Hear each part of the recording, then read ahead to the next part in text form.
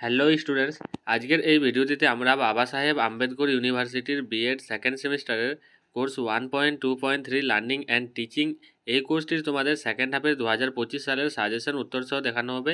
এছাড়া এভাবে সমস্ত কোর্স ও নিজের ম্যাথড পেপার সহ বিগত সমস্ত বছরের প্রশ্ন উত্তর ও সাজেশন উত্তর পিডিএফ আকারে পেতে চাও তাহলে আমার সঙ্গে 7718187415 এই হোয়াটসঅ্যাপ নম্বরে যোগাযোগ করতে পারো অথবা আমার টেলিগ্রাম চ্যানেলেও যোগাযোগ করতে পারো। তো প্রথমে আমরা গ্রুপ এ অর্থাৎ 2 মার্কসের প্রশ্নগুলো দেখব।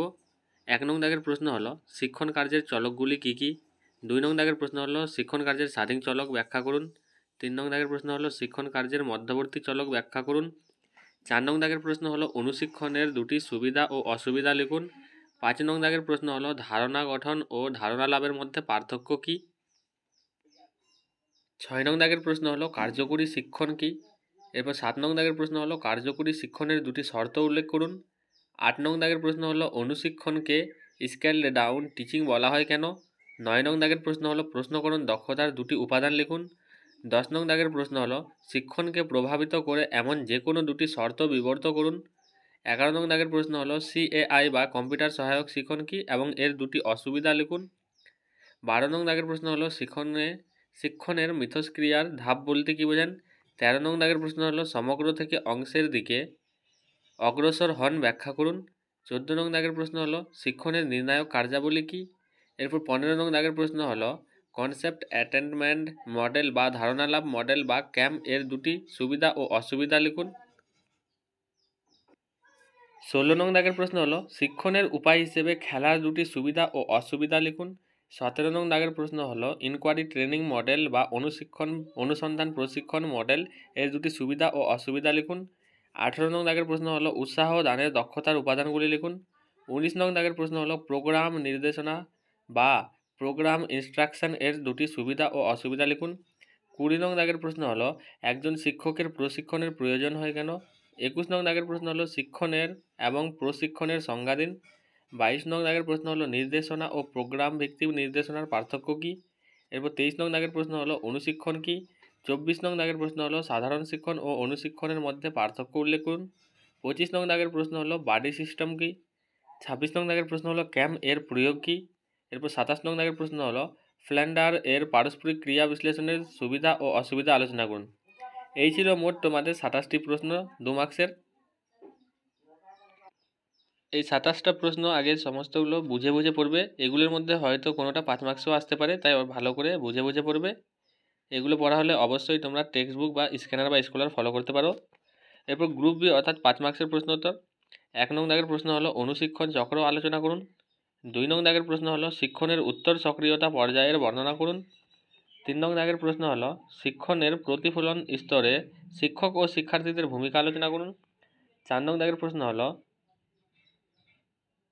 কনসেপ্ট অ্যাটেনমেন্ট মডেল বা সিএএম এবং অ্যাডভান্স অর্গানাইজার মডেল বা এওএম এর মধ্যে তুলনা করুন।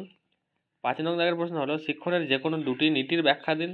6 নং দাগের প্রশ্ন হলো শিক্ষণের স্মরণ স্তর ও বোধগম্যতার স্তরে শিক্ষার্থীর ভূমিকা লিখুন।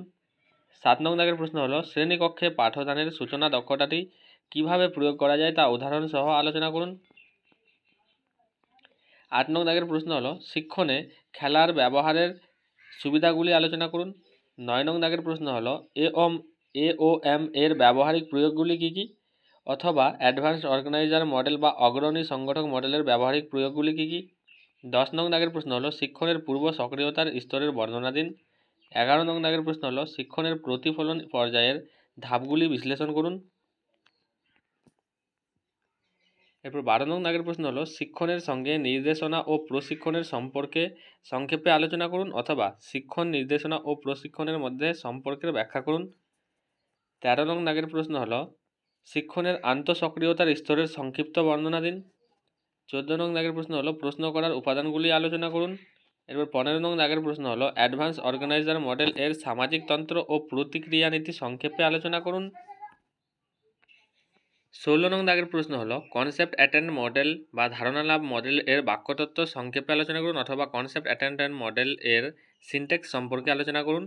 17 নং দাগের প্রশ্ন হলো শিক্ষণের বিভিন্ন পর্যায় বা স্তর সম্পর্কে লিখুন। 18 নং দাগের প্রশ্ন হলো টিম টিচিং বা দলগত শিক্ষণ কী এবং এর সুবিধা ও অসুবিধাগুলি আলোচনা করুন। 19 নং দাগের প্রশ্ন হলো শিক্ষণ নির্দেশনা ও প্রশিক্ষণের মধ্যে তুলনামূলক আলোচনা করুন। এরপর গ্রুপ সি অর্থাৎ মার্কস 10-এর প্রশ্ন উত্তর দেখব আমরা। 1 নং দাগের প্রশ্ন হলো ফ্ল্যান্ডার এর পারস্পরিক ক্রিয়া বিশ্লেষণের ভাগগুলি আলোচনা করুন। 2 নং দাগের প্রশ্ন হলো কার্যকরী শিক্ষণে শিক্ষকের ভূমিকা সম্পর্কে আলোচনা করুন এবং শ্রেণীকক্ষে দলগত আলোচনা পদ্ধতির শিক্ষণের কার্যকারিতা আলোচনা করুন। দলগত আলোচনার দুটি সুবিধা উল্লেখ করুন। 3 নং দাগের প্রশ্ন হলো অগ্রণী সংগঠক বলতে কি বোঝেন? উপযুক্ত উদাহরণ সহ অগ্রণী সংগঠক মডেলটি বা AOM বর্ণনা করুন, অথবা অ্যাডভান্স অর্গানাইজার মডেল এর বিভিন্ন পর্যায় সম্পর্কে লিখুন, অথবা অ্যাডভান্স অর্গানাইজার মডেলের বিবরণ দিন।